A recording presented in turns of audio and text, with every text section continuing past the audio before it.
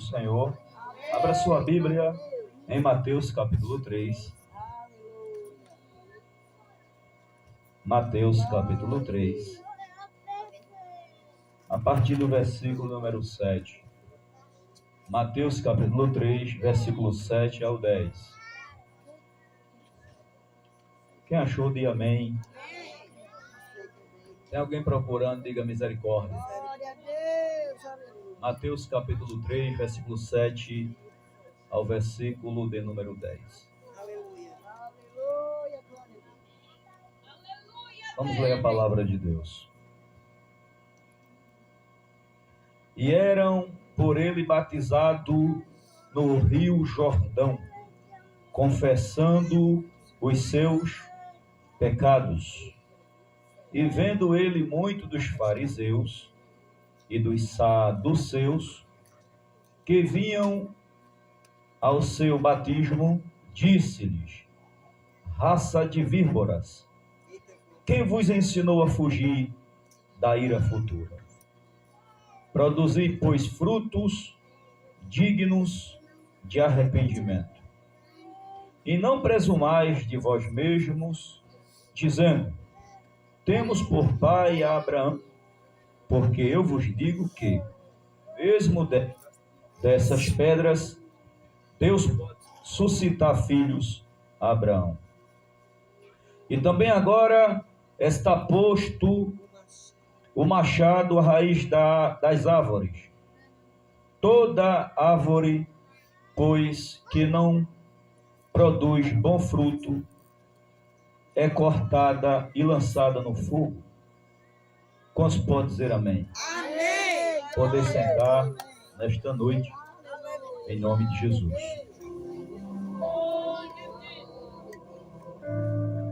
O tema desta doutrina nesta noite é lições que aprendemos com João Batista. Diga após a minha pessoa: lições que aprendemos com João Batista.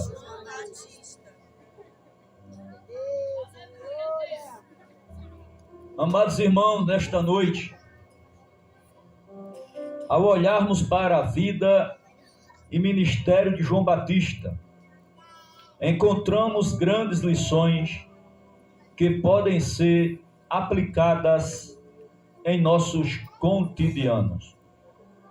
Ele foi o precursor de Cristo, que trouxe uma mensagem poderosa de arrependimento e transformação. Hoje vamos explorar 3 importantes lições que aprendemos com João Batista. O primeiro tópico deste culto de ensino é a importância do arrependimento. Glória a Deus. Todos nós já somos sabedores acerca de João Batista, que ele veio na frente para preparar o caminho para o Senhor. Aleluia. E os dois eram primos. Nós notamos que João nascendo ainda no ventre da mãe dele, Jesus no ventre de Maria, João no ventre de Isabel. Nós observamos que chegou o momento de Maria visitar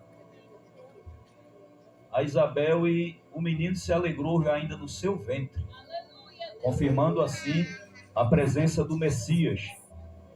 João nasceu e foi ensinar no deserto. Dentro do capítulo 3, nós observamos que ia ter com ele Jerusalém, Judeia. Era uma multidão de gente que ia ter com João para ser batizado no Rio Jordão. Mas a mensagem de João Batista era mostrar para aquele povo a importância do arrependimento. Por quê? Porque João viu uma fileira de gente tão grande querendo ser batizado nas águas, para cumprir sobre elas, ou sobre eles, a justiça de Deus. Daí João começa a pregar e a ensinar antes dele batizar as pessoas. A mensagem de João Batista nos ensina que o arrependimento é a chave para a verdadeira transformação espiritual. Sobre o assunto era onde queremos fazer 3 observações. Em qual assunto? Sobre a importância do arrependimento. A primeira observação é arrependimento como primeiro passo. Diga assim, arrependimento como primeiro passo. Qual é o primeiro passo que o crente deve dar na sua caminhada após entregar a vida ao Senhor Jesus? Qual é o primeiro passo? É o arrependimento. Arrependimento de quê? De tudo que ela cometeu no passado.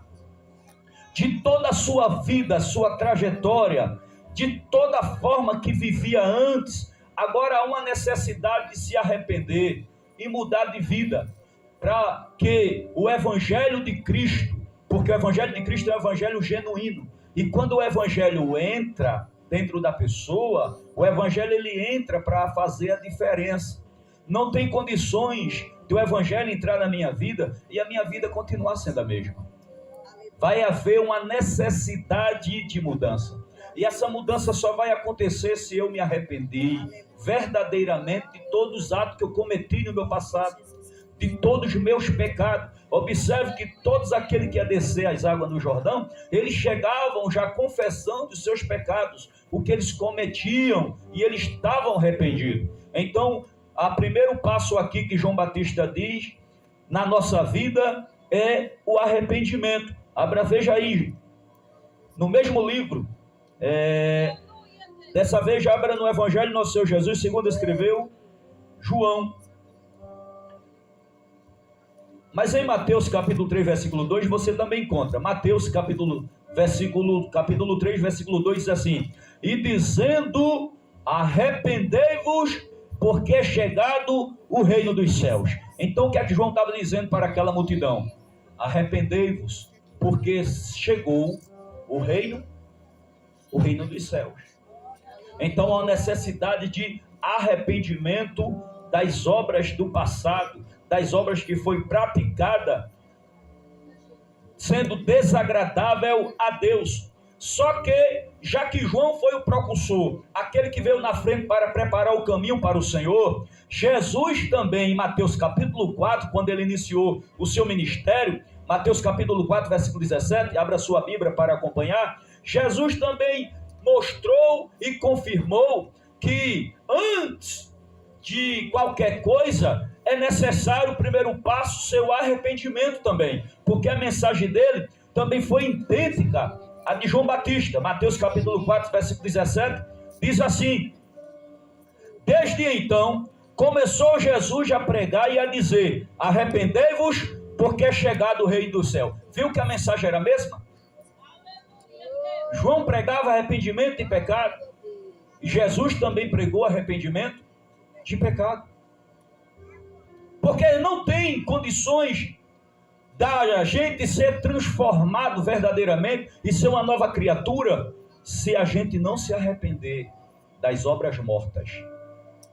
O apóstolo Paulo, escrevendo a carta aos Efésios, no capítulo número 2, Paulo incentiva a todos nós a viver uma vida de mudança através de um arrependimento, porque disse Paulo que esta vida agora também é uma nova vida. Ele escreve também Romanos capítulo 6, versículo 1, a respeito também dessa nova vida em Cristo que nós adquirimos, mas todos nós só vamos ter uma mudança de vida, uma nova vida, se verdadeiramente nós se arrepender dos nossos pecados.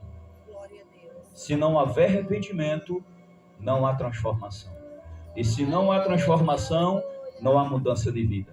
E se não há mudança de vida, a minha vida vai continuar sendo aquela mesma vida que Deus quer mudar ela, mas nunca vai ser mudado. Por quê? Porque está faltando arrependimento. Jesus, ao iniciar seu ministério, chamou a todos ao arrependimento, seguindo a mensagem de João. Desde então começou Jesus a pregar dizendo: arrependei-vos porque é próximo o reino dos céus. Observe que naquela época ele estava dizendo que o reino dos céus estava próximo.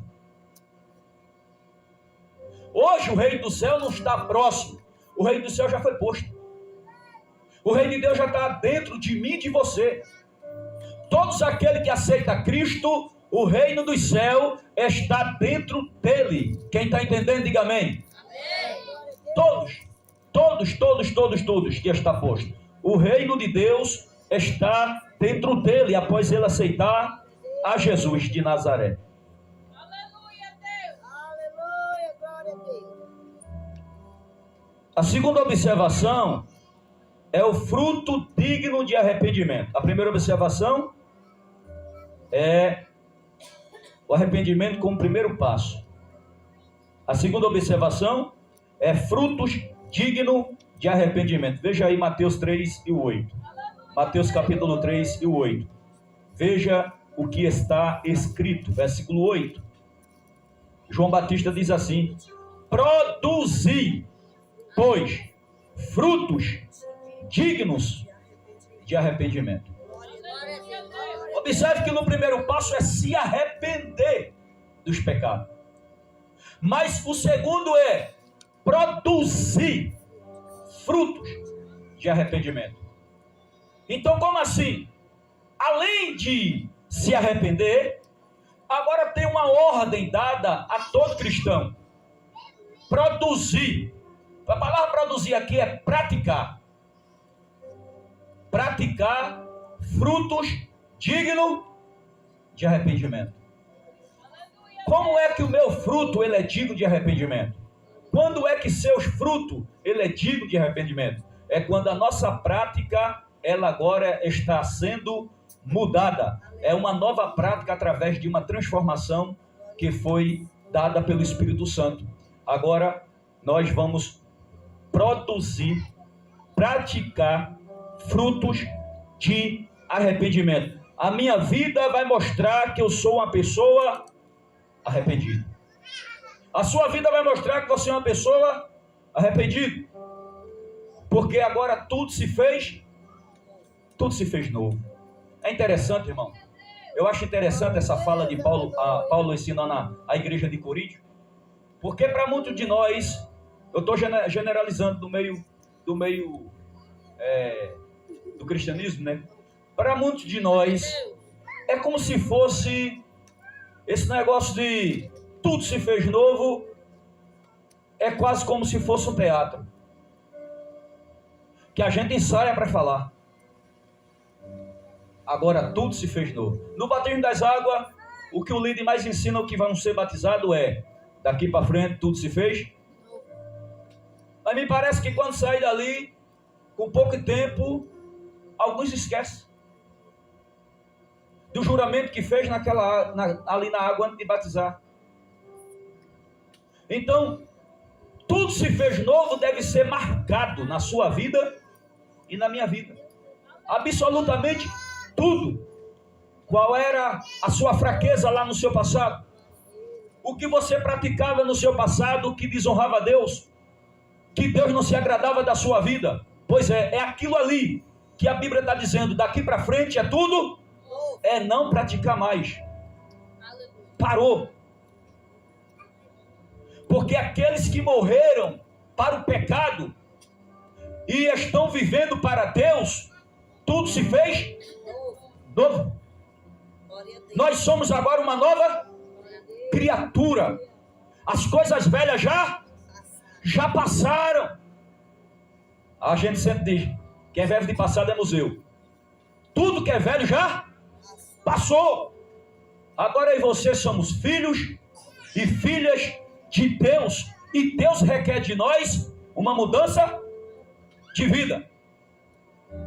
Eu não consigo entender como é que pessoas têm tanto tempo na igreja, tanto tempo de crente, e não muda nada. Como assim?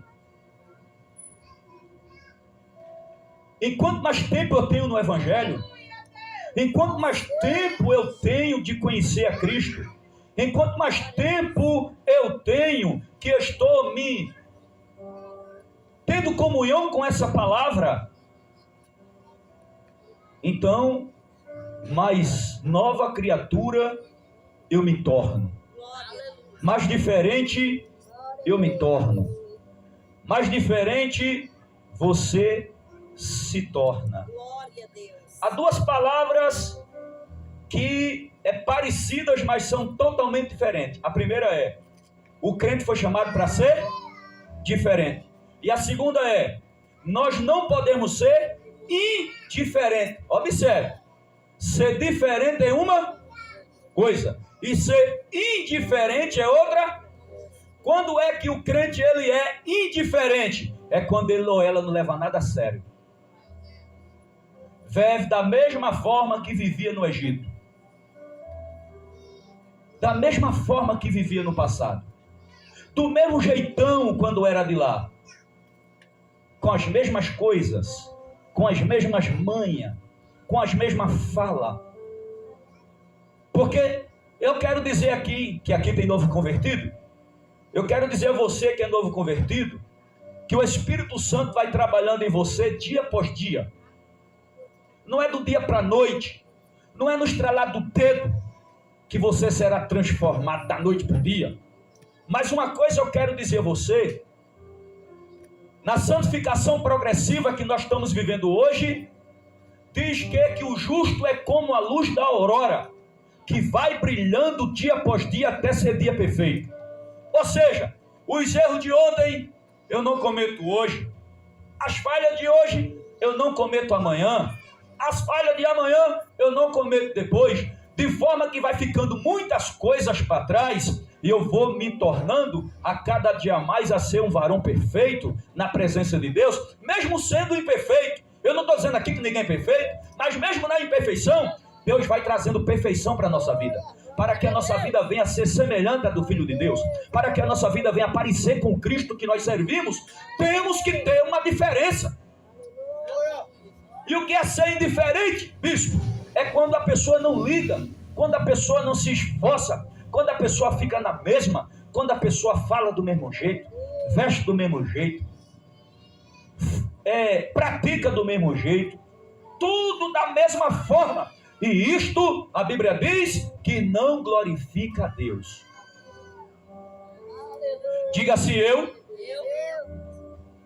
preciso ter uma vida que glorifique a Deus. Agora olhe para o seu irmão e pergunte assim, olhe para ele nos olhos e pergunte assim: você já pensou nisso? Que a sua vida e a minha vida, ela deve glorificar a Deus. Como a minha vida e a sua vida vai glorificar a Deus? É quando eu vou deixando o Espírito Santo regenerar. E o que é regeneração? É uma transformação de dentro para fora. O Espírito Santo vai nos transformando. Alguém quando vê você hoje tem que se admirar de você. Alguém quando olhar para você hoje tem que se admirar e glorificar a Deus. Tem que olhar para você e dizer: eu não acredito que é ela. Eu não acredito que é ele. É aquela pessoa mesmo? Sim, lá no passado que era daquela forma. Misericórdia, como é essa pessoa? É ela mesmo? É ele mesmo? Aí olha para o céu e diz assim: agora eu sei que existe um Deus. Por transformar essa pessoa, isso glorifica a Deus. Isso glorifica a Deus. Alguém comentando por trás dos bastidores e dizendo assim: lembra dela? Só vivia com palavrão na boca. Tá entendendo? Andava nua e era tão sensual. Lembra dela, lembra dele? Olha quem é hoje. Hoje é uma serva de Deus. Hoje é um servo de Deus. Eu glorifico a Deus. Eu não sou crente, mas eu glorifico a Deus pela vida daquela pessoa. E se eu quiser ser crente um dia, eu vou procurar a igreja que aquela pessoa congrega, porque eu sei que teve resultado na vida dela e teve resultado na vida dele. Esse tipo de fala glorifica a Deus. Quando é que não glorifica? É quando alguém te vê ou me vê e diz assim: sangue de Jesus tem poder. Ela é crente? Estou falando de frutos dignos de arrependimento. Ele é crente? Desse jeito. Alguém diz assim: Ei, a irmã fulana. Alguém diz assim, e tu tem ela como crente? É? Isso desonra a Deus. Isso entristece a Deus. E se tem uma coisa que o crente verdadeiro nessa terra quer fazer, é agradar a quem? A Deus. Aleluia. Quantos podem dar glória a Jesus? Glória a Jesus de Nazaré. Terceiro ponto. Um chamado, aliás, terceira observação. Um chamado à reflexão. Veja aí Lucas 13 e o 3. Lucas 13 e o versículo 3. É necessário a gente refletir, irmãos. Fazer uma reflexão na nossa vida para ver que o que a gente está fazendo realmente está agradando a Deus. Agora eu falo com uma palavra que o apóstolo Paulo falou. Se é que nós se achamos que somos crentes de verdade mesmo, nós precisamos fazer essa reflexão. Lucas capítulo 13 e o versículo de número 3. Olha o que está escrito. Glória a Deus. Diz assim: não vos digo antes, se vós não arrependerdes, todos de igual modo perecereis. Agora eu vou fazer a exegese para você entender melhor. Observe. A partir do versículo primeiro, a exegese se começa quando a gente vai ler o versículo anterior para entender o texto que foi lido. Observe. E naquele mesmo tempo estavam presentes ali alguns que lhe falavam dos galileus, cujo sangue Pilato misturava com os seus sacrifícios. E respondendo Jesus, disse-lhe: cuidai vós que esses galileus foram mais pecadores do que todos os galileus, por terem padecido tais coisas? Não vos digo, antes, se vós não arrependerdes, todo de igual modo perecerei. O povo estava comentando de uns galileus que Pilatos tinha mandado matar e tinha misturado seu sangue com o sacrifício. Ou seja, foi uma morte horrível que Pilatos mandou matar os galileus. Então tinha alguns comentando, dizendo que a morte daqueles galileus era porque eles eram pecadores. Que a morte, a forma deles morrerem, era porque eles praticou alguma coisa para morrer daquela forma. Então eles estavam questionando que aqueles que morreram daquela forma era porque realmente eles necessitavam daquilo. Morreram porque merecia, porque eram os graves pecadores diante de Deus. Aí Jesus disse: não, pensa que aqueles que foram mortos daquela condição, e você e os outros galileus,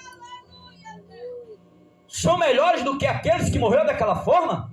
Jesus disse: não, se vocês também não se arrepender, vão perecer igual que nem aquele ali. Aí Jesus já não está falando da mesma forma da morte pela mão de Pilato. Jesus está falando que os que estão com vida, se não se arrepender, vão para o mesmo lugar que aqueles que morreram vão, mesmo morrendo daquela condição. Ou seja, todos são pecadores, e o que importa é se arrepender dos seus pecados e mudar a sua vida. Quem está entendendo? Tem que mudar a vida para o agrado de Deus. Eu não coloquei no sermão, mas me lembrei agora de um certo personagem na Bíblia que ele é muito conhecido. O nome dele é Judas Iscariotes. Judas foi um apóstolo escolhido, teve a unção, teve uma missão, teve um privilégio, teve um chamado e uma vocação. Mas Judas escolheu trair Jesus. E por ele ter traído Jesus, chegou o momento de Judas se arrepender, mas o texto mostra que ele não se arrependeu. E o que foi que ele teve então? Porque ele trouxe as moedas que ele vendeu a Jesus. Ele vendeu Jesus por quantas moedas? Por 30. E ele voltou com ela e quis entregar aos sacerdotes. E o sumo sacerdote, junto com os sacerdotes, disse assim: o problema é teu que entregou teu mestre para nós. E ele pegou a moeda e jogou no pé do sacerdote e foi embora. Quem não entende, observa e pensa que ele se arrependeu. Mas daqui a pouco, Judas pratica o suicídio e se enforca e se mata. Então, o que foi que aconteceu com Judas? Se não foi arrependimento, diga assim, remorso. É isso aí. Observe, igreja. Há duas coisas que são totalmente diferentes no nosso meio. Quando eu digo nosso meio, eu estou falando no meio dos cristãos. Arrependimento e remorso. Não existe a palavra arrependimento falso. Existe remorso. Arrependimento é verdadeiro. Então, assim, quando eu não consigo ser transformado, é porque na minha vida foi uma vida de remorso. E como é o remorso? O remorso é eu choro, eu digo que me arrependi, eu digo que não vou praticar mais, eu digo que vou melhorar, eu digo que eu vou fazer diferente. Eu falo um monte de coisa. Falei agora, me levantei, os olhos até estão inchados, de tantas lágrimas que derramou. Se levantou, daqui a pouquinho eu estou falando o que eu disse que eu não ia falar, estou praticando o que eu disse que eu não ia praticar, eu estou fazendo tudo de novo. Isso é remorso. E quando é que é arrependimento? Eu digo que eu não vou deixar, eu digo que vou deixar, digo que vou abandonar, digo que vou mudar, e quando me levanto, eu começo a praticar o que eu disse, porque arrependimento sem prática não é arrependimento, é remorso. Quem está entendendo isso aqui? Glória a Deus. Então é remorso. Entendeu? É remorso. Mas Deus não quer os seus filhos com remorso. Ele quer com arrependimento. Porque arrependimento deixa. Arrependimento abandona. Arrependimento muda. Remorso não. Foi por isso que Judas se matou. Porque ele estava com remorso. Se ele tivesse se arrependido de verdade, ele não ia procurar tirar sua própria vida. Ele ia procurar buscar a reconciliação com Jesus. Olha a diferença dele para Pedro. Judas vendeu Jesus uma vez por 30 moedas. Negou Jesus uma vez por 30 moedas. Pedro negou Jesus 3 vezes. A diferença de Pedro para Judas é que Judas vendeu Jesus pela cobiça da prata, pela cobiça do dinheiro, para pegar o dinheiro. E Pedro negou Jesus com medo de morrer, para que os soldados dos sacerdotes não colocassem a mão nele e também entregassem aos soldados romanos. Então, Pedro negou Jesus 3 vezes com medo de morrer. Mas Pedro foi se matar. Pedro chorou amargamente e voltou para a pescaria. Voltou para trabalhar, ganhar da pesca, de onde Jesus tinha tirado ele para fazer um ganhador de homens. Ele voltou, os discípulos voltou. Quando Jesus morreu e ressuscitou, foi atrás dele. E preparou peixe e pão para ele comer na beira da praia. E quando ele voltou, Jesus perguntou a ele 3 vezes também, para recuperar as 3 vezes negadas, sim ou não? Tu me amas? Te amo. Daqui a pouco a gente conversa. Tu me amas, Pedro? Te amo. E Jesus dizia, então apacenta minhas ovelhas, apacenta meus cordeirinhos. Aí pela 3ª vez, tu me ama, Pedro? Aí ele disse, Senhor, falou da alma, do fundo, lá do espírito, tu sabe que eu te amo. Aí o Senhor disse, tu apacenta minhas ovelhas. Pronto, você vai mais Pedro negar? Quem lê a história de Pedro, até na hora da morte, e Pedro não nega mais. Por quê? Porque Pedro foi a arrependimento.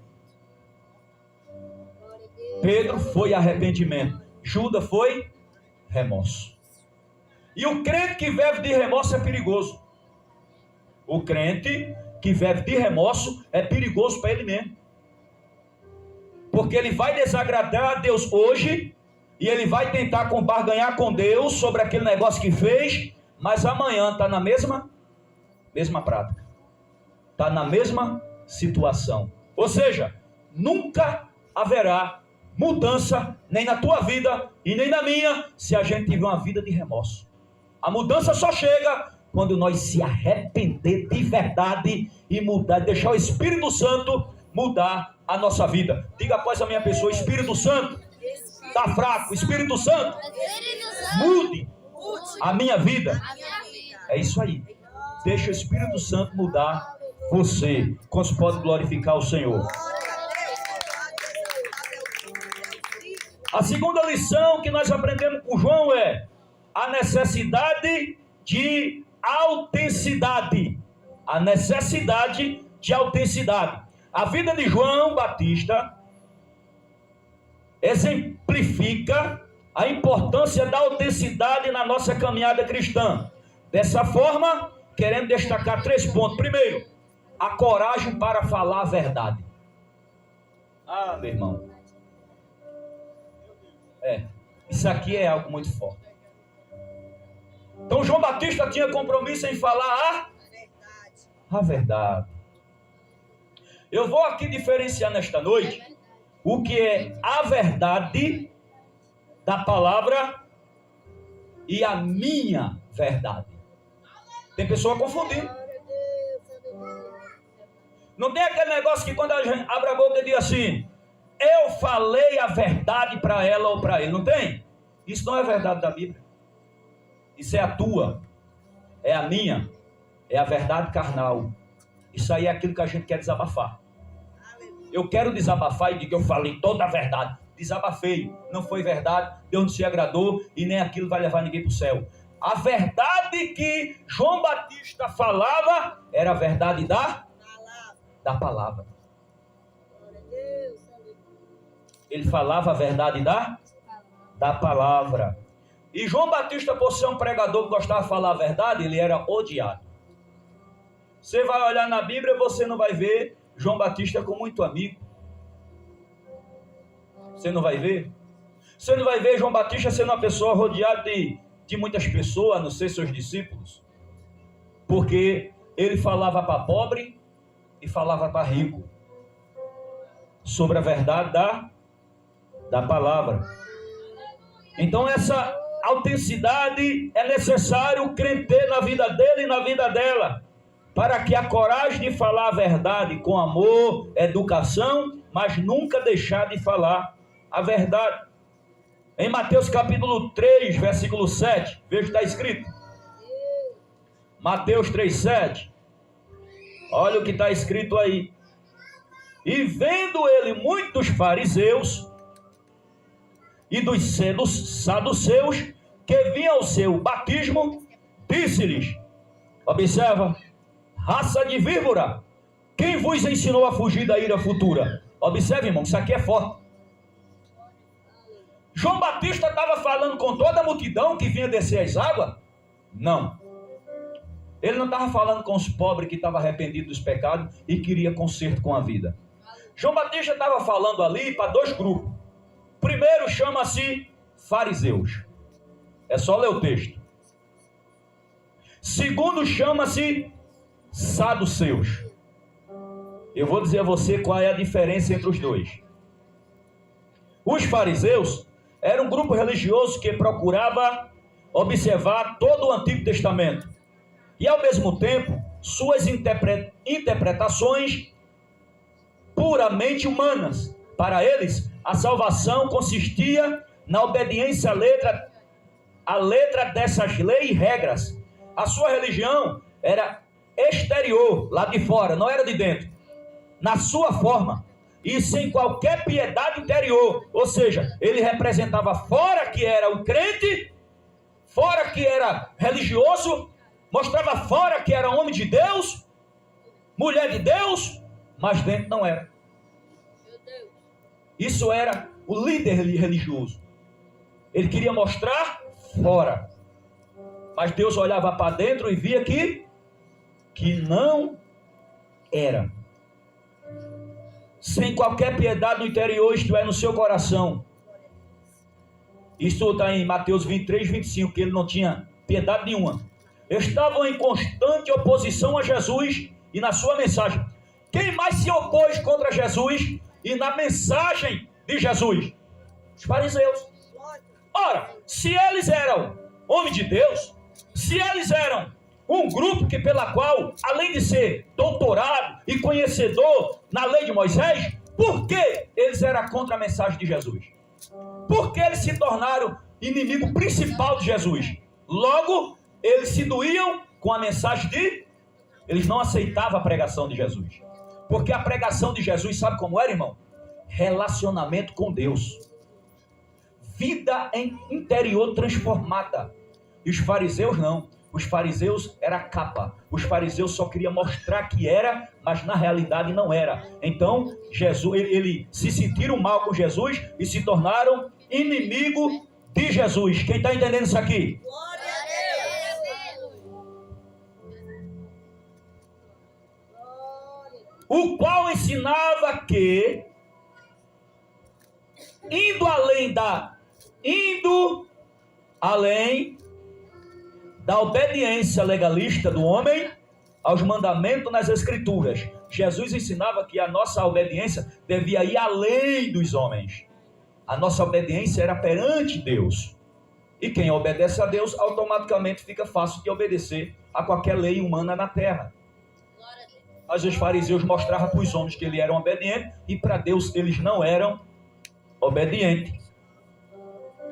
Eles não obedeciam a Deus. E os saduceus, observa, os saduceus eram os liberais da época. Não criam no sobrenatural,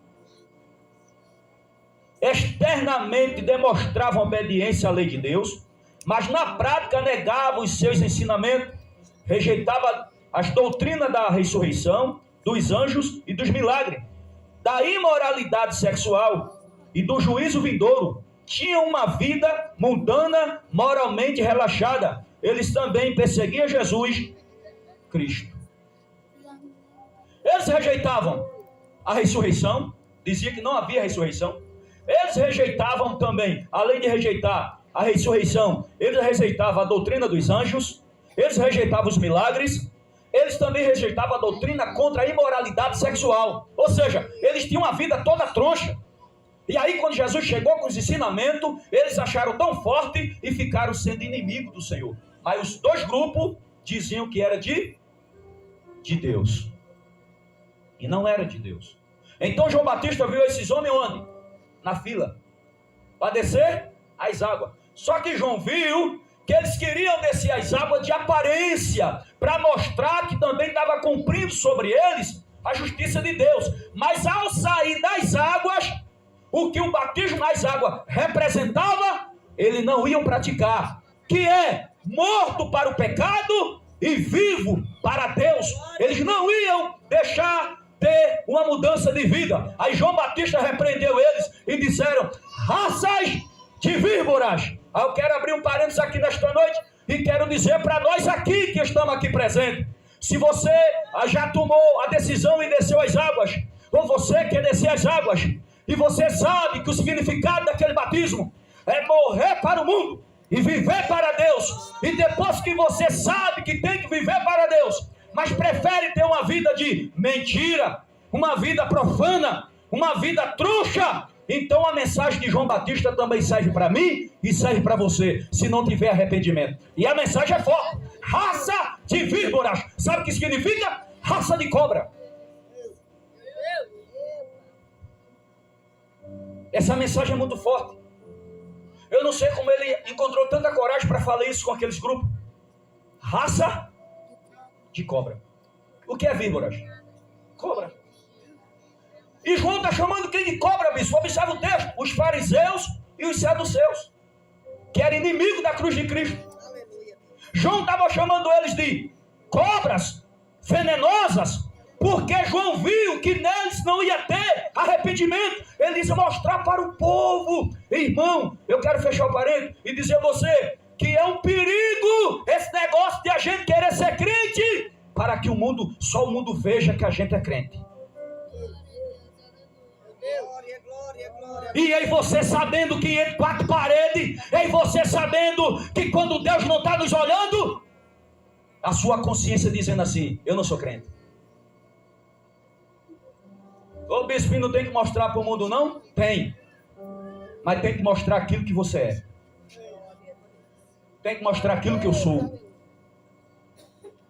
E não existe esse negócio de transformação por ser transformado por fora e dentro. Deus não está nem aí, meu irmão. Antes de Deus receber a nossa adoração, Ele olha como é que está o nosso coração.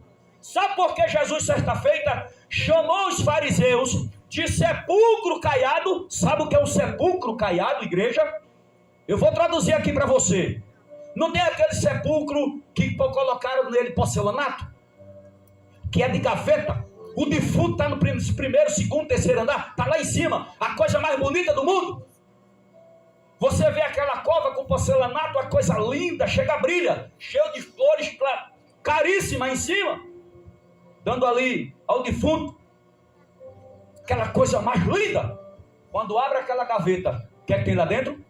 Ossos de corpos mortais, podre, fedendo. É isso que Jesus disse que os fariseus: vocês para mim não me enganam, porque vocês mostram que é uma coisa, mas por dentro eu vejo que é outra. Vocês para mim são o quê? Sepulcro caiado. Por fora é bonito, mas por dentro só tem podridão. E essa palavra é forte ou não é?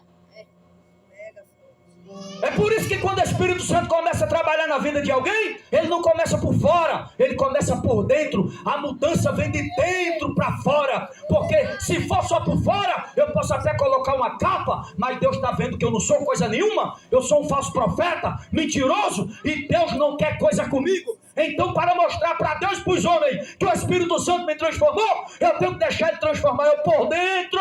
A transformação tem que ser por dentro, de dentro para fora.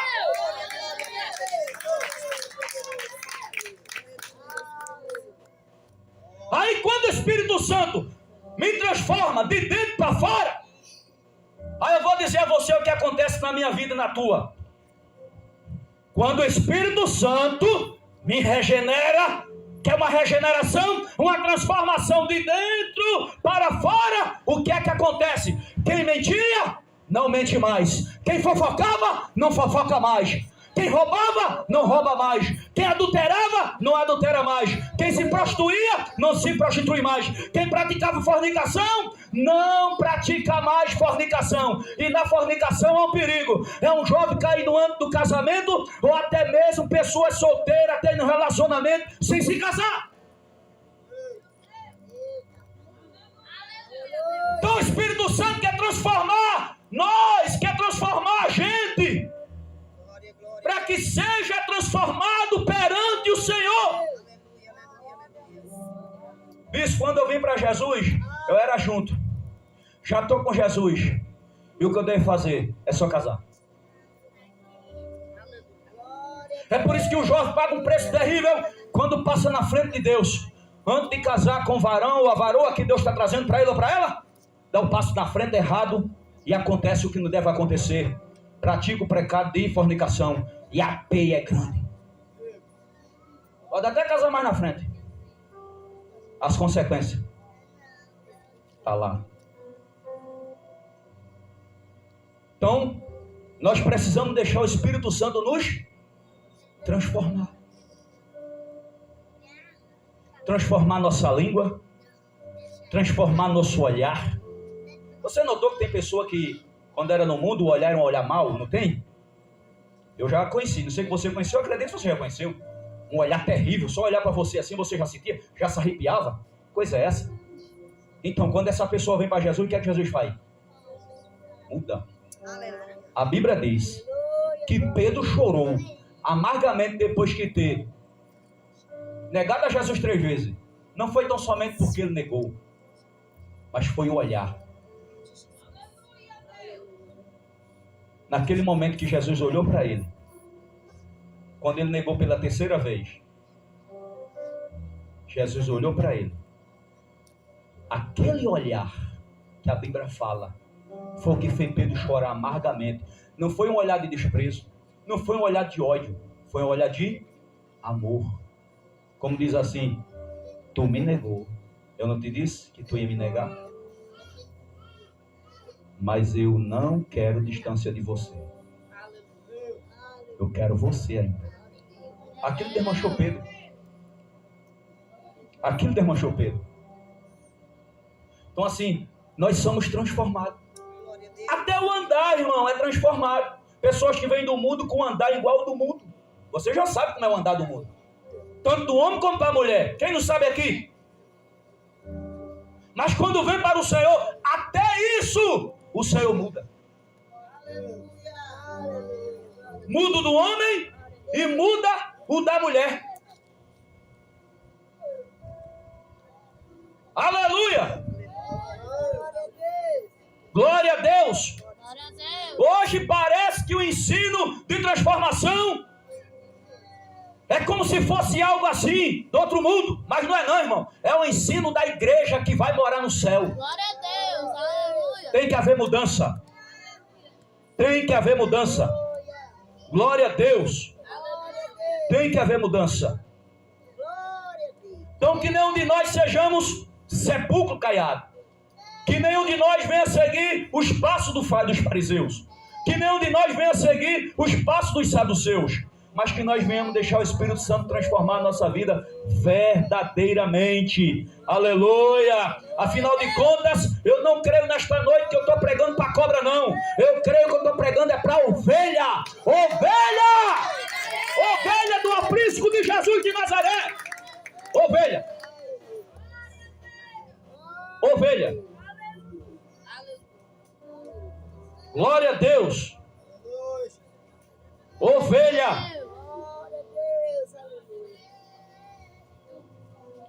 Louvado seja o nome do Senhor. Então João tinha esse negócio de falar a verdade.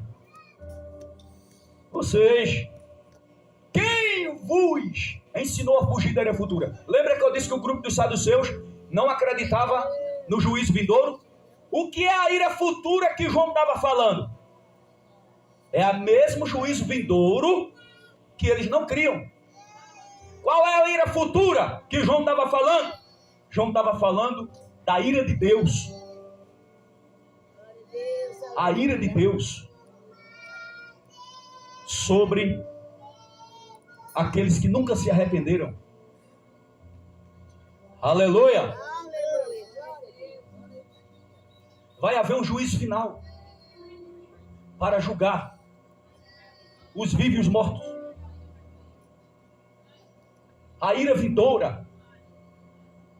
Glória a Jesus. Mas quem vos ensinou a fugir disso aí? Ou seja, o que João estava querendo dizer era: vocês precisam passar por aquilo ali mesmo. Vocês não se arrependem de verdade. Esta era a forma de João Batista falar sobre a palavra de Deus. Segundo ponto: integração entre ação e palavra. Integração entre ação e palavra. Em Tiago capítulo 1, versículo 22, veja aí que está escrito. Tiago capítulo 1. Aleluia. Tiago capítulo 1, versículo 22. Glória a Deus. Aleluia. Sejam praticantes da e não somente enganando a vocês mesmos. É forte isso aqui?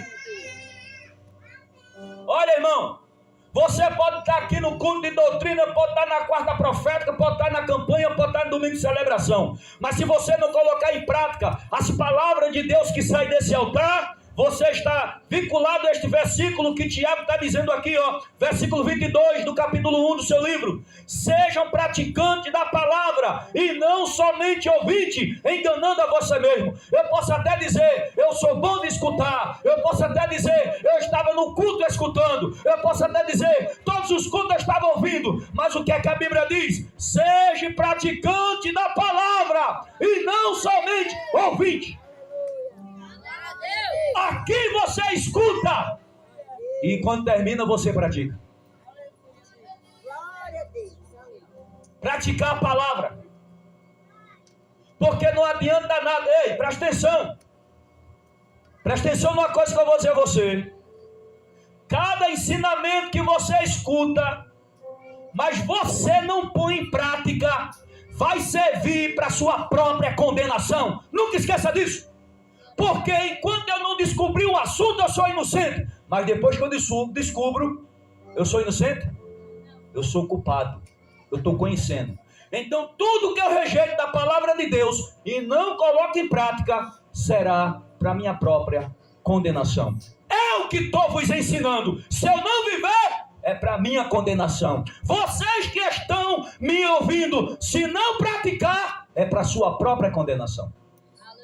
E ô bispo, então quando é que essa palavra faz efeito na minha vida? É quando você escuta aí. Bora, igreja, escuta aí. Pratique. Escuta aí. Pratique. Agora vem os benefícios na vida de quem pratica. Na vida de quem pratica a palavra, que escuta aqui, vai subir no arrebatamento da igreja. Glória a Deus. Vai ter o corpo transformado, semelhante ao corpo de Cristo. Vai para o tribunal receber os seus galardões e depois vai entrar no céu de glória, no terceiro céu, onde é a morada de Deus. Todo que escuta e pratica. Agora, se eu escutar e não praticar, eu vou ficar para a grande tribulação, onde o anticristo vai se apoderar 7 anos, e eu vou passar por coisas pelas quais ninguém nunca quer passar. Isso se Jesus vier logo. E se ele demorar mais um pouquinho, que eu não creio nisso, aí vai chegar a minha velhice, eu vou perecer, o meu corpo vai tombar e a minha alma não vai entrar no céu. Por quê? Porque eu escutava a palavra, mas não praticava. Ou eu ensinava a palavra, mas não praticava. Quem está entendendo isso aqui? E eu não vou mentir para aqui, para a igreja, para depois Deus cobrar de mim. Este é o ensinamento da palavra. Só vai escapar, não é tão somente quem escuta, só vai escapar quem pratica o que escuta. E para você praticar a palavra e eu praticar a palavra, um anjo não vai colocar uma espada debaixo da tua costela nem da minha e dizer assim: pratica, vai, pratica, tu tem que praticar. Não! Praticar a palavra é esforço meu e teu. Ou você se esforça, ou eu se esforço, ou no final de contas, nós estamos perdidos. Quem pode aplaudir ao Senhor? Essa palavra está dando sono, não dá sono? Se tiver dando sono, pelo amor de Deus. Está dando sono, não. Então, o ensino do apóstolo Tiago é: seja praticante. Diga ao seu irmão assim, aponte para ele: seja praticante. Pratica a palavra. É isso aí. Aí, com a igreja que pratica a palavra, é uma igreja diferente. Tem a presença do Espírito Santo. Não tem a presença do espírito de engano. Tem a presença do Espírito Santo. Esse negócio de viver de aparência, irmão, tenha cuidado. Quem vive de aparência e não é de verdade, não é o Espírito Santo que habita. O Espírito Santo só habita em quem pratica a palavra. Aprenda isso. Aprenda isso. O Espírito Santo só habita na vida de quem pratica a palavra de Deus. Olha, o Espírito Santo não vive na vida de quem está desviado. O Espírito Santo não vive na vida de quem é ímpio. O Espírito Santo vive na vida de quem é crente fiel. E se for um crente meia boca, em cima do muro, o Espírito Santo não está lá não. Ah, eu vi fulano rodopiar. E daí? Espírito de engano também rodopeia. Eu vi fulano profetizar. E daí? Espírito de engano também profetiza. Eu vi fulano entregar uma profecia. E daí? Espírito de engano também entrega profecia para imitar as coisas de Deus. É por isso que eu digo, eu não meço a vida de um cristão verdadeiro por causa do reteté que eu vejo na vida dele e nem na vida dela. E eu não sou contra, eu já disse aqui, vou repetir, eu também sou pentecostal, mas eu observo e meço a vida de um homem de Deus e de uma mulher de Deus pelos seus frutos, que foram dignos de arrependimento. Que mostrou que se arrependeu de verdade. Quem está entendendo? Glória a Deus. Glória a Deus. Aleluia. Eu vou falar um negócio aqui, vou trazer para mim. É para mim isso aqui, para mim. Porque eu sou o líder, eu vou trazer para mim. Vamos dizer que você só via seu líder na roda de escarnecedores. Você só via seu líder numa esquina por aí, no meio de ir, batendo conversa, batendo papo. Vamos dizer que você só via seu líder em roda de fofoca, de mentira, de engano.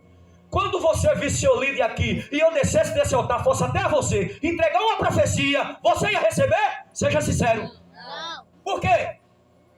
Porque você não via a vida no seu líder. Então aprenda isso. Aleluia. Deus não habita em qualquer corpo. Deus habita no corpo santo. Aleluia. Em alguém que professou a fé e foi sinceramente, verdadeiramente ao Espírito Santo. Não, mas isso, eu fiz isso, fez aquilo, minha vida é desse jeito, dessa forma. Não interessa. Confessou Jesus, ele entra. Aleluia. Ele entra. Agora eu vou dizer uma coisa aqui que ninguém nunca teve coragem de dizer. Pelo menos nunca vi, mas eu vou dizer.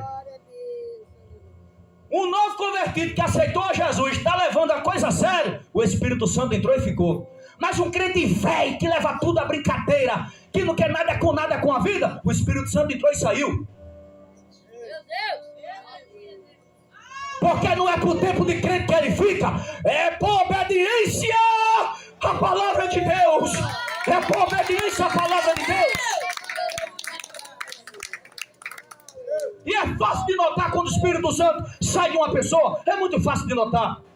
Fica desgovernado, sem equilíbrio, não tem temor para desobedecer. Aliás, não tem temor para obedecer. Está nem aí com nada. O Espírito Santo não habita numa pessoa assim. O Espírito Santo habita na pessoa que é obediente à palavra, que pratica a palavra, por mais fraquinho que seja, Eu não estou falando aqui de super-homem, não. Eu não estou falando de super-homem, não estou falando de Superman, não estou falando de Batman, não estou falando nada dessas coisas. Eu estou falando de crente, falho, imperfeito, mas o Espírito Santo entrou nela, entrou nele e fez morada e vai transformando dia após dia, e a pessoa vai notando, porque está praticando o fruto de arrependimento.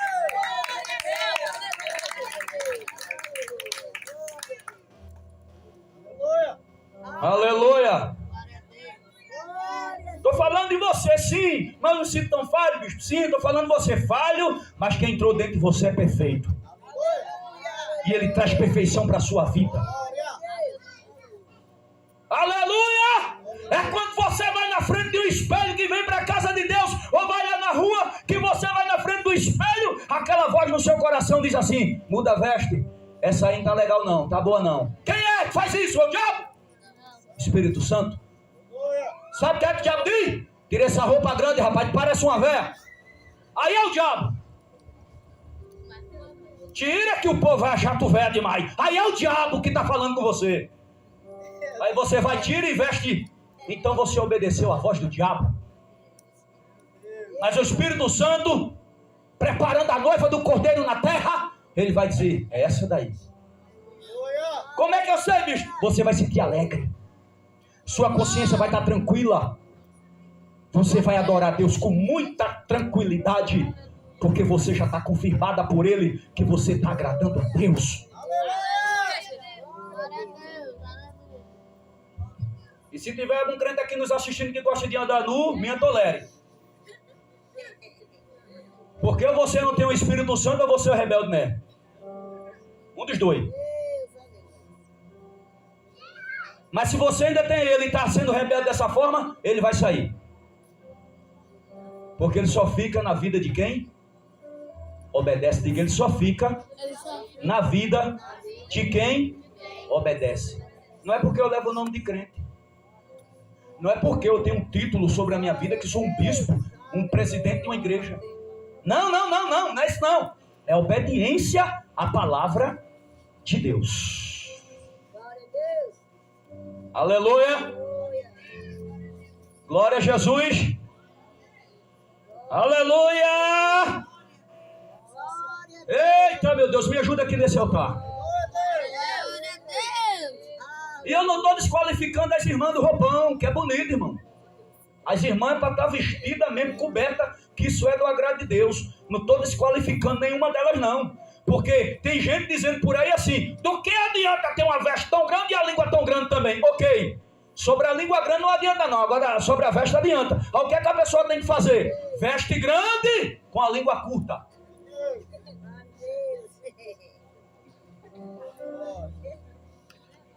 Vestir grande, mas com a língua curta.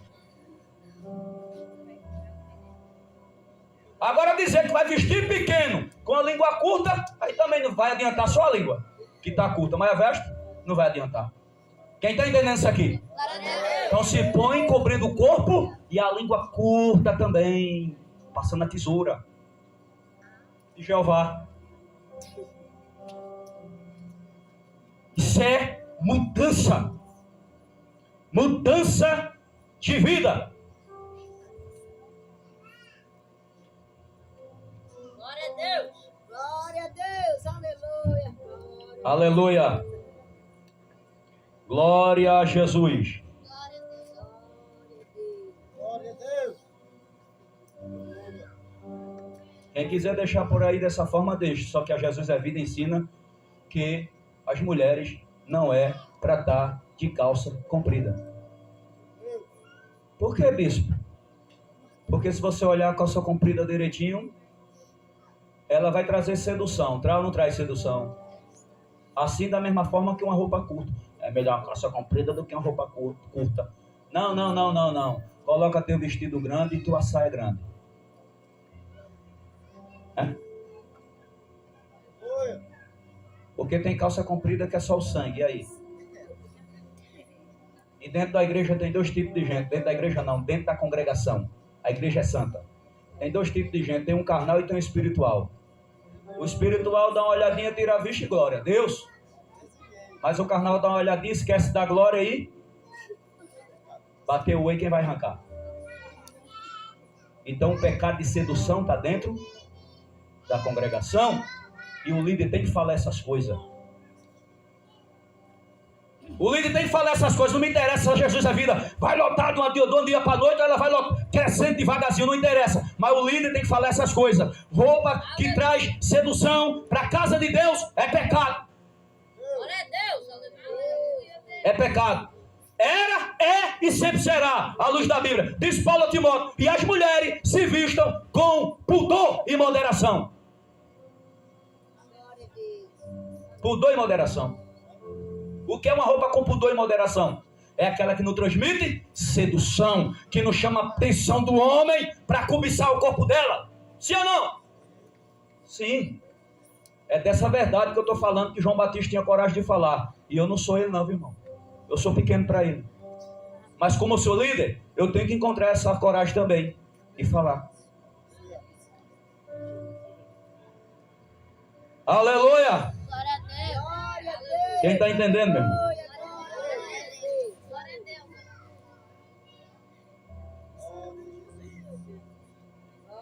Claro que se o novo convertido aceitar Jesus, pastor, vai vir, vai. E a igreja não vai olhar.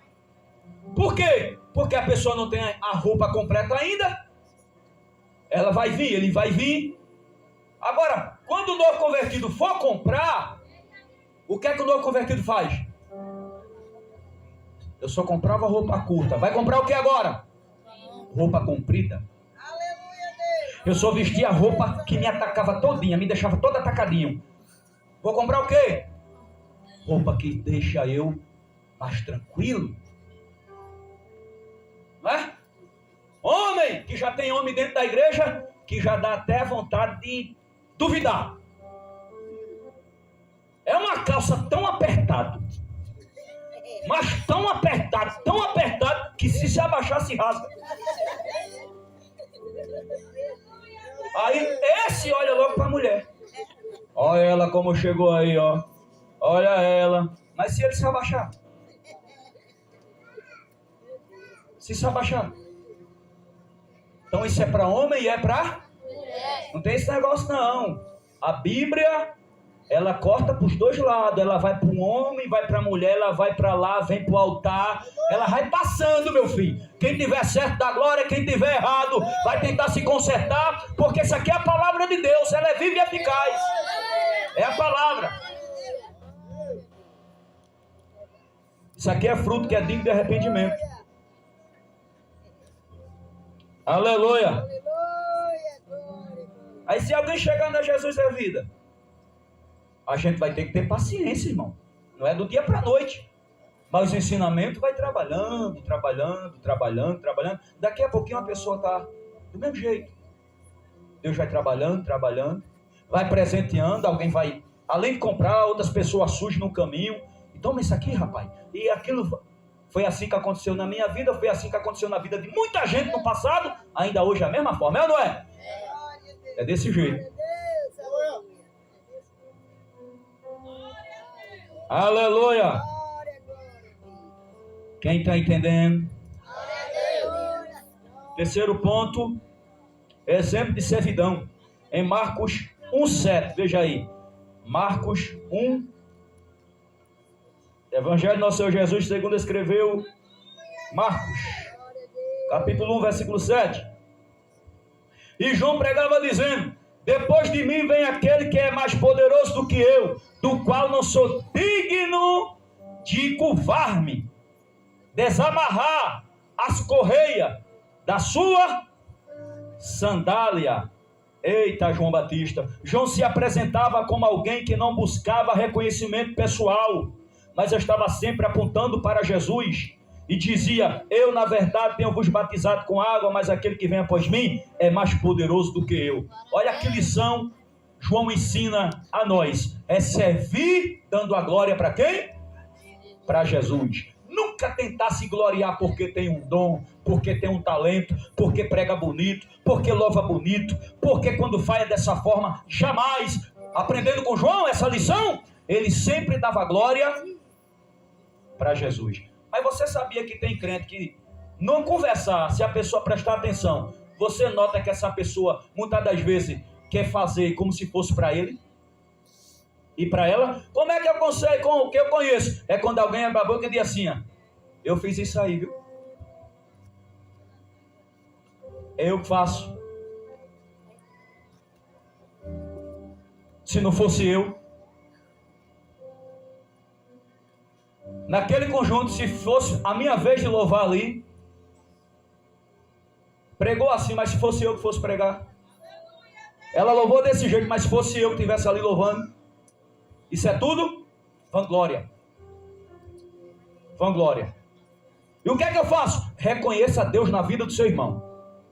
A pior coisa na vida da gente é quando a gente não reconhece Deus na vida do nosso. Reconheça Deus na vida do seu irmão. Todos que passar por aqui para adorar, para louvar, para pregar, para alguma coisa, está fazendo a obra de Deus. Então eu devo reconhecer Deus na vida do meu. Pode ser um novo convertido. Eu tenho que reconhecer que Deus está na vida dela e na vida dele. Se eu tivesse reconhecimento, eu dou glória melhor a Deus. Eu glorifico melhor ao Senhor. Então João tinha esse compromisso. Eu não sou digno, irmão, nem de desaltar, me abaixar para desaltar as correias de seus pés. Eu não sou digno. Quando eu encontro alguém com alguém desse bispo, rapaz, eu não sou nem digno de, mesmo que seja brincando, de segurar nem a sua mala. Tem gente que diz com uma brincadeira assim. Eu digo: rapaz, para você ainda sou criança. Eu estou aprendendo agora. Eu digo de uma forma brincando. O reconhecimento, irmão. Eu sempre reconheço Deus na vida de um pastor. E eu reconheço também Deus na vida de um pregador que prega muito melhor que eu. Eu reconheço Deus na vida de um levita que louva melhor que eu. O que é que tem isso? Quem está na vida dele, quem é a igreja? Quem está na vida dela? Então por que não reconhecer? Ninguém aqui é nada, irmão. Ninguém aqui é nada. É Deus na tua vida e é Deus na nossa vida. Se Deus não estiver na nossa vida, não sai pregação, não sai louvor. Se Deus não for na vida dessa juventude aqui, não vai falhar o louvor. Das crianças. Se Deus não for na vida de vocês, Deus. O importante de tudo é Deus. E nós somos servos de Deus. E devemos honrar um ao outro. Eu sou bispo da igreja, mas honro um diácono, honro uma diaconisa, honro um obreiro, honro quem for, honro um membro, honro um congregado. É isso que Deus quer. Nada de exaltação, nada a pensar que é melhor. Melhor em quê? Então João Batista mostrava isso. Eu não sou nem digno de desaltar as alpacas sandálias dos pés dele, não, viu? Ele é mais poderoso do que eu. Finalizando. Vou falar só assim rapidinho. Terceiro tópico, compromisso com a missão. Terceiro tópico, compromisso com a missão. A vida de João Batista nos ensina sobre o comprometimento inabalável com a missão que Deus nos confiou. Desta forma, João nos mostra esta verdade em 3 maneiras. Primeiro, preparando o caminho para o Senhor. Ele preparava o caminho para Jesus. Diga assim, João não preparava o caminho para ele. Ele preparava para Jesus. Eu estou aqui na Jesus a Vida, fazendo um serviço com a bispa, junto com esse sobreiro. Agora eu te pergunto, o bispo vai viver para sempre? Estou chorando para fazer um templo. Alguém vai assumir essa igreja lá no futuro com o tempo feito. Entendeu? Estou lutando para tirar alguns carrapichos no meio de pessoas, sim ou não? Vai ter outro que vai assumir com as pessoas com o carrapicho tirado.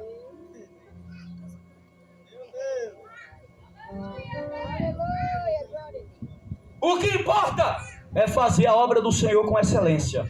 Glória a Deus. É fazer com alegria. Porque essa geração passa e vai vir outra geração. Ali a geração futura. Aí a geração que vai chegando. A gente vai envelhecendo, elas vão chegando. Então a gente está trabalhando é para o reino de Deus. Estão entendendo isso aqui? João Batista estava trabalhando, preparando o caminho para Jesus. E ele não era doido de se gloriar, era para o Senhor. Nós também estamos trabalhando para o Senhor. Segundo Isaías 40, versículo 3, diz assim: João cumpriu a profecia de preparar o caminho para o Messias, mostrando que o nosso compromisso deve ser com a obra de Deus, acima de interesses pessoais. Quem faz a obra visando interesses pessoais, não consegue realizar. Sabe quando é que você cresce com o seu ministério? Você que é levita, você que é pregador, você cresce visando a obra de Deus. Estou fazendo com amor e estou fazendo para Deus. E Deus está se agradando de mim. E isso é que importa. E Deus está se agradando de você e vai lhe abençoar por causa disso. O segundo ponto, o foco em Cristo. Diga ao seu irmão, mantenha o foco em Cristo. Porque estamos vivendo época que se você tirar os olhos de Jesus, você se desvia. Se você tirar os olhos daquele que morreu por você, você se desvia. Então o seu foco é Jesus. Em João 3 e o 30, veja aí para nós encerrar.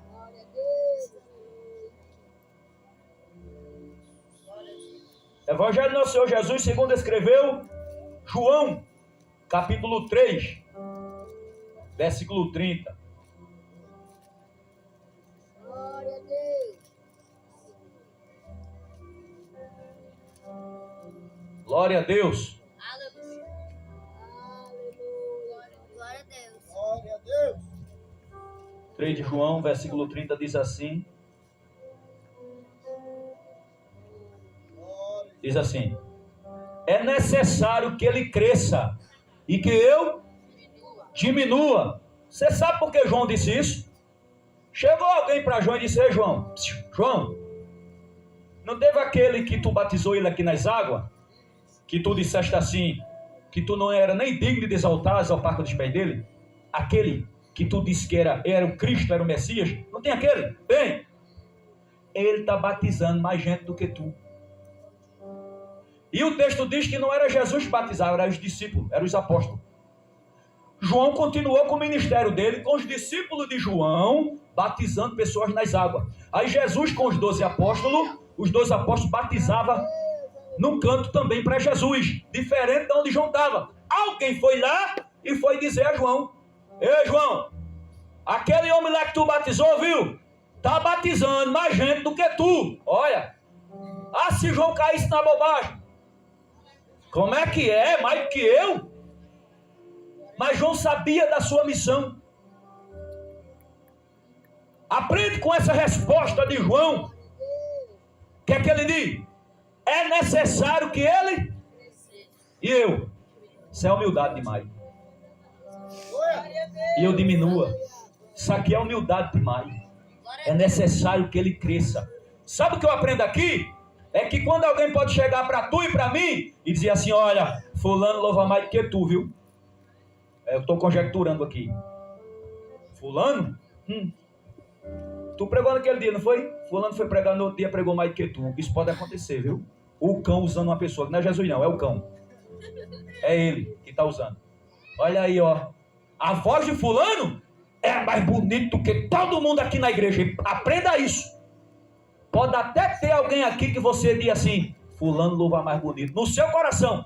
Eu não estou vendo pecado ainda nisso. Mas quando você abre a boca e de perto dos outros, você está pecando. Eu sou mais ouvir ela do que aquela. Você também está pecando. É a panelinha da igreja de Corinto. Nós não temos direito de escolher pregador e nem levita. É o que tiver na escala, porque Deus vai usar da mesma forma. É Deus que usa. Glória a Deus. Não tem escolha o crente, irmão. O crente está aqui para ouvir a palavra, independente de quem vai pregar e de quem vai louvar. Glória a Deus. Quem está entendendo? Glória a Deus. Aí se você escutar um negócio desse, se você não dizer o que João Batista disse, você sai doente. Quem louva mais do que eu? Quem é? Pronto. Quem é que prega mais do que eu aqui? Pronto, irmão. O cão já viu a brecha. Aí João disse, João disse assim, quem batiza mais do que eu? Disse? Não. Foi o que ele disse. É necessário que ele cresça e eu diminua. Agora eu te pergunto, como foi que quem trouxe aquela fala? Como foi que saiu dali?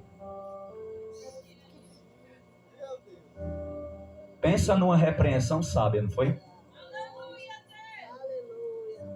Não foi? Vamos dizer que João não falasse nada, ficasse caladinho. A pessoa ia insistir com aquilo. E quem ia ficar doente? João. Mas João teve coragem de repreender. Ei, irmão, aprenda uma coisa. Tenha coragem de repreender o diabo quando for falar com você. Jesus disse a Pedro: quem de vocês que eu sou? Tu é profeta? João Batista? E vós, quem diz que eu sou? Se lá fora está dizendo isso, lá fora diz assim é. E vós? Tu és o Cristo, Filho de Deus vivo. Disseste bem, Simão Bajona, Pedro Bajona. Porque a ti te digo, tu és Pedro, sobre essa pedra edificarei a minha igreja. E a porta do inferno vai prevalecer sobre a minha igreja. Não vai prevalecer. Pedra ali você já sabe. Nome Pedro, significado Petra miúda. Jesus estava dizendo sobre a rocha, aquilo é o Cristo. A rocha. Estava afirmando a igreja não em Pedro, mas nele próprio. Na revelação, tu és o Cristo, Filho de Deus vivo. Nessa revelação, Jesus disse, nessa revelação, que eu sou o Cristo, Filho de Deus vivo, eu estou edificando a minha igreja. E a porta do inferno nem vai prevalecer contra ela. Aí Pedro, daqui a pouco Jesus disse, importa que eu desça para Jerusalém, para ser entregue na mão dos pecadores, porque é necessário que o filho do homem morra. Aí Pedro disse, não, Senhor, não precisa que tu faça isso. Era Pedro já? Era quem? Era o cão. Mas como assim, bispo? Se Pedro tinha acabado de trazer uma revelação que Jesus disse assim, não foi carne, não foi sangue que te revelou. Foi quem? O Espírito do meu Pai. Irmão, quando o crente está perturbado, uma hora é usado por Deus, outra hora é usado por diabo, está repreendido. Uma hora foi usado por Deus e no mesmo momento, depois, pouco minutinho, foi a coisa ruim que usou. Como entender uma coisa dessa? Diz aí. Meu Deus. Lembrando que Pedro ainda não tinha sido batizado com o Espírito Santo. Foi, olha, lê o texto lá, me parece, não sei que é 17 ou 18 de Mateus. Esqueci agora, fugiu da memória. Foi coisa rápida. Tu és o Cristo, o Filho de Deus vivo. Não foi carne nem sangue que te revelou, mas foi o Espírito do meu Pai. Quem é o Espírito do Pai que Jesus falou? O Espírito Santo. Deu a revelação para quem? Para Pedro. Mas quando ele disse que ia para Jerusalém ser morto pela mão dos pecadores, aí Pedro foi tomado no instante. Ah, não, Senhor, não precisa fazer isso não. Aí Jesus disse, para trás de mim, Satanás. Agora me diga como ficou Pedro. Mas você não vê Pedro remugar não, vê? O Senhor me chamou de Satanás. Você vê isso? É porque é necessário repreender quando você notar que é coisa ruim. Se você notar que o diabo está usando alguém para você, repreenda na autoridade do nome de Jesus. Se você não repreender, o diabo vai conquistar você. Por isso que Jesus repreendeu, João repreendeu. Importa que ele diminua. Aliás, importa que eu diminua e ele cresça. Vou repetir. Importa que ele cresça e eu? Importa que ele cresça e eu? Pronto. Como foi que aquela pessoa saiu de perto dele? Você vê mais uma mensagem dessa para João? Ei, João, ele estava fazendo mais do que... Mas não, acabou. Por quê? Porque o João cortou o mal pela raiz. Eu quero concluir aqui dizendo, diga um para o outro, aprenda a cortar o mal pela raiz. Senão a raiz dele também, desse mal, vai crescer com a sua. Vai se tornar joio e trigo, juntinho. Quem está entendendo? Vamos se levantar?